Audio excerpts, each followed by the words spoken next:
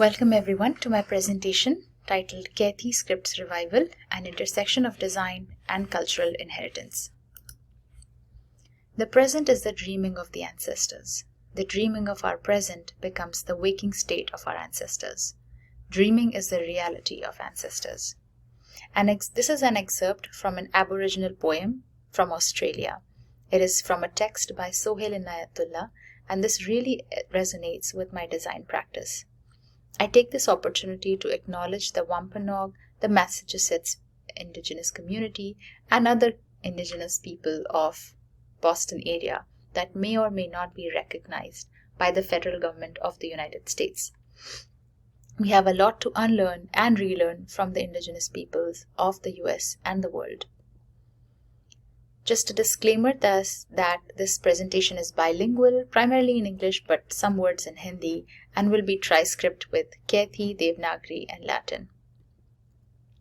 I am Anmol Shrivastava. I teach and practice design. My practice of design is a strong reflection of my Indian, primarily Chhattisgarhian Kaithi roots, and I am a Kayasth.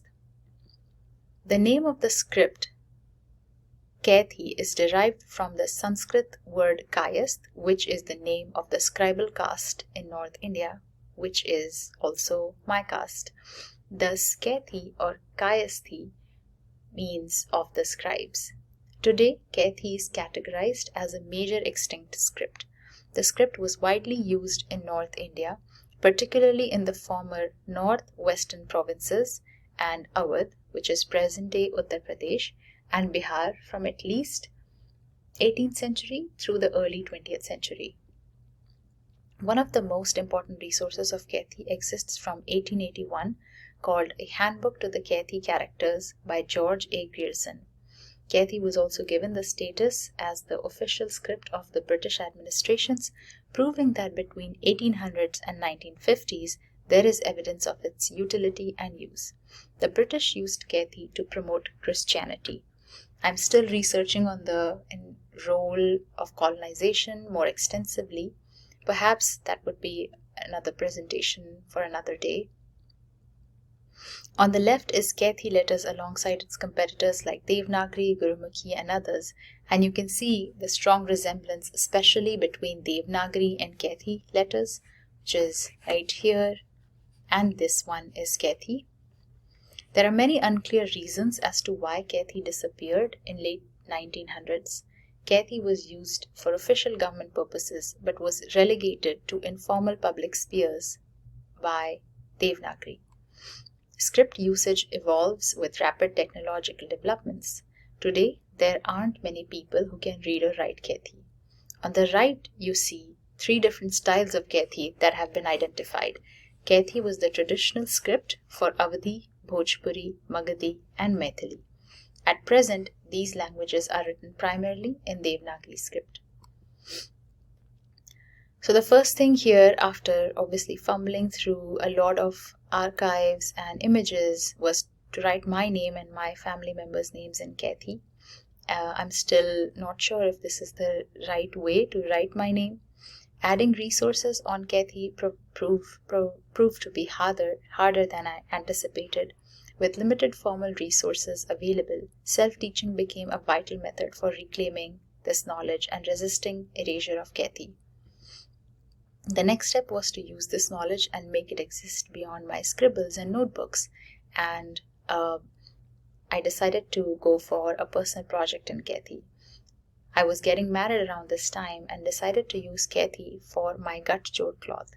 Gat Bandhan represents the sacred union of the bride and groom. It's a ritual in Hindu wedding and it binds them together for life.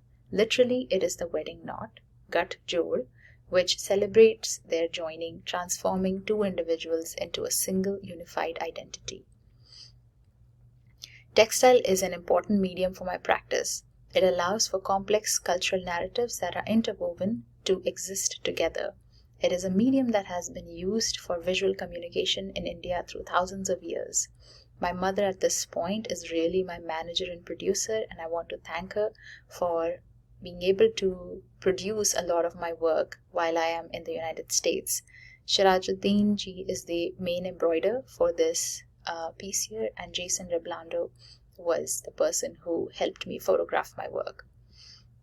And this is the final set that came, that is of the bride, which is the left one, which says Shrivastava, my last name, and for the groom it says Chandra, who is my husband. Finding resources, as I mentioned, on Kaithi was very hard. Archiving, that's why, became a very crucial part of this project. For colonized communities that have endured systemic erasures of their cultures, it is a grassroots approach that creates new records for future generations.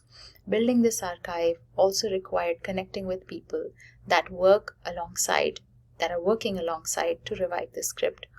Script revival is crucial for colonized cultures as well, because it serves as a means of reclaiming and preserving cultural identity. This process is like sowing seeds that will one day blossom and ensure that revived traditions, languages, and histories are not only rediscovered but also safeguarded. This is a snippet of my archive highlighting some very important documents. As you can see, there is a lot that I'm still sifting through. The first one is a letter from the Supreme Court, which is from 1850s, and there is Arabic, Perso-Arabic, Bengali, and Kaithi alongside there. And number 2 is the book of Genesis and New Testament from 1851, which is printed in Kaithi and a little bit of Latin. And number 3 is a document from 1500s, 1540 to be exact, and it's a document of Shesha Suri. Ultimately, the archive you saw before transformed into a website. An extended work in progress, this project is meant to be a seed that nurtures collective efforts to revive Kaithi. It is an attempt to gather material to aid the process of reviving Kaithi and diversify mainstream design practices.